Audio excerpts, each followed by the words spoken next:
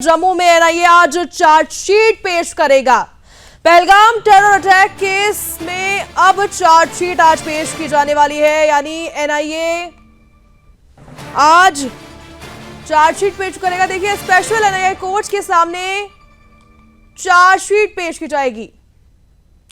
तो जम्मू कश्मीर के पहलगाम में 22 अप्रैल को हुए आतंकी हमले ने पूरे देश को झकझोर दिया था और इसी हमले में करीब 26 लोगों की मौत भी हुई थी, जिनमें ज्यादातर पर्यटक शामिल थे। ऐसे में अब इस आतंकी हमले को लेकर आज यानी सोमवार के दिन पर एनआईए यानी राष्ट्रीय जांच एजेंसी चार्जशीट दाखिल करने वाली है। अधिकारियों के माने तो यह हमला पाकिस्तान से जुड़े आतंकियों ने किया था। एनआईए के अभी तक के जांच में ये सामने आया है कि 3 आतंकवादी सीधे तौर पर इस हमले में शामिल थे। साथ ज्यादा जानकारी के साथ रोहिल संवाददाता जुड़ चुके हैं। रोहिल, आज एनआईए चार्जशीट दाखिल करेगा, इसको लेकर क्या कुछ जानकारी?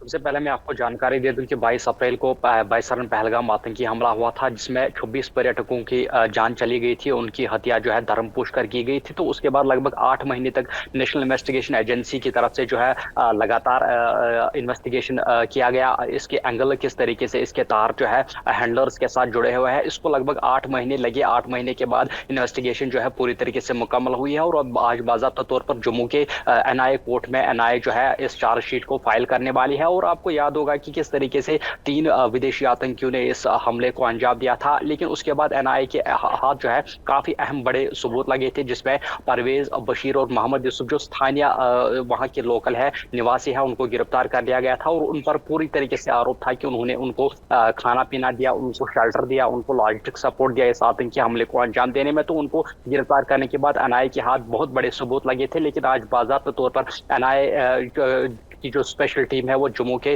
टाड़ा कोर्ट में इस चार्जशीट को फाइल करने वाली है। लेकिन उसके बाद अगर देखा जाए, उसके बाद ऑपरेशन सिंदूर भी चलाया गया पहलगाम आतंकी हमले के बाद। लेकिन सबसे महत्वपूर्ण चीज, जिन आतंकियों ने इस हमले को, इस कायराना हरकत को अंजाम दिया था, उनको श्रीनगर के हारवन जंगलों के में एक ऑपरेशन महादेव के तहत जो है उनको ढेर किया गया था। लेकिन एनआईए ने पूरी तरीके से इस इन्वेस्टिगेशन में ये बात भी सामने लाई है कि किस तरीके से उनके तार जो है लश्कर तैयबा आतंकी संगठन जो पाकिस्तान में उनके हैंडलर्स है, उनके साथ पूरी तरह से तार जुड़े हुए हैं। वो भी इन्वेस्टिगेट लगातार इन 8 महीनों में एनआईए की तरफ से किया गया है। और आज बाज़ाब्ता तौर पे एनआईए की तरफ से जम्मू के कोर्ट में इस चार्जशीट को फाइल किया जाएगा, जिसमें हर किसी एंगल से एनआईए की तरफ से इन्वेस्टिगेट किया गया है कि किस तरीके से पाकिस्तान के कहने पर इस आतंकाना हरकत को अंजाम दिया गया है। और एनआईए की तरफ से 8 महीने तक लगातार हर किसी व्यक्ति से पूछताछ की गई। चाहे घटनास्थल की बात करें तो वहां पर भी कई बार एनआईए की टीम जो है इन्वेस्टिगेट करने के लिए पहुंची थी। तो पूरी तरह से इन्वेस्टिगेट मुकम्मल हुई है और आज चार्जशीट जो है जम्मू के एनआईए कोर्ट में फाइल किया जाएगा। जी दिव्या।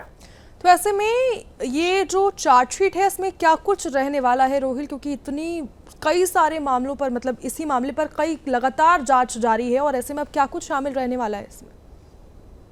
सबसे महत्वपूर्ण चीज इस चार्जशीट में जो इन्वेस्टिगेशन में एनआईए की तरफ से सामने आया है वो ये बात है कि किस तरह से जो पाकिस्तान में बैठे हैंडलर्स है या लश्कर तैयबा आतंकी संगठन के जो बड़े बड़े आका है, जिनके कहने पर इस आतंकी हमले को अंजाम दिया था, ये इन्वेस्टिगेशन में पूरी तरीके से साफ हुआ है। इन्वेस्टिगेशन में एनआईए ने इस बात को भी खंगाला है कि किस तरीके से जो उन हैंडलर्स की तरफ से उन 3 विदेशी आतंकियों को ये टास्क दिया था कि वहां पर धर्म पुश कर इन जो पर्यटक है उनकी हत्या की जाए। तो ये पूरी तरह से इन्वेस्टिगेट किया गया है और इसमें खास तौर से जो पाकिस्तान का एंगल है वो भी इन्वेस्टिगेट किया गया था एनआईए की तरफ से। और उसके सबूत भी एनआईए ने जो है इस चार्जशीट में फाइल किए हैं कि किस तरह से पाकिस्तान की इन्वॉल्वमेंट इस आतंकी हमले में देखी गई थी। तो उस पर भी लगातार एनआईए कई महीनों से ये इन्वेस्टिगेट कर रहा था। तो चार्जशीट में पूरी तरीके से ये भी जानकारी दी गई है कि कैसे वो हैंडलर जो है वो लगातार इन आतंकियों के संपर्क में थे। खासतौर से जो लश्कर तैयबा आतंकी संगठन है वो धर्म पुश कर किस तरीके से उन पर्यटकों की हत्या की गई थी। तो ये पूरी तरीके से इन्वेस्टिगेट किया गया है और पाकिस्तान की इन्वॉल्वमेंट पूरी तरीके से, उस पर भी एनआईए के हाथ जो है काफी अहम सबूत लगे थे।